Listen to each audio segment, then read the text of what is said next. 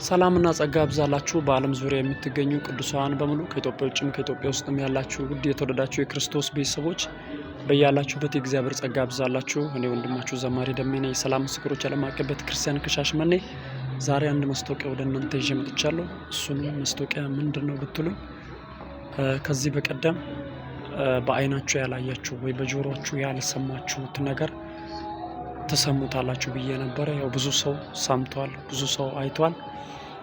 በጣም ደስ በሚል ሁኔታ እኔ አልፈራም፣ እኔ አልናወጥም፣ ቤቴ በሰማይ ነው በሚል ርዕስ ብዙ ሰው ተባርኳል።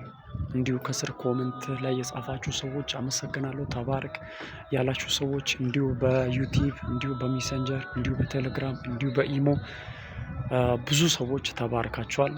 ክብር ለአምላካችን ለእግዚአብሔር ይሁን።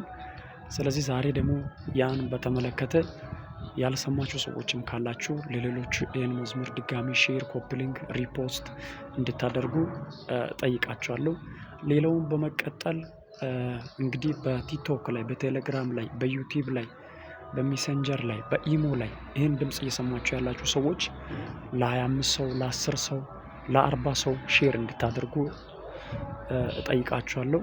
የአምላካችን ስም የተባረከ ይሁን። ከዚህ በመቀጠል ሌላው እንግዲህ ከፊታችን ጌታ ፍቃድ ከሆነ አንድ እሱ አሁን አልናገራችሁም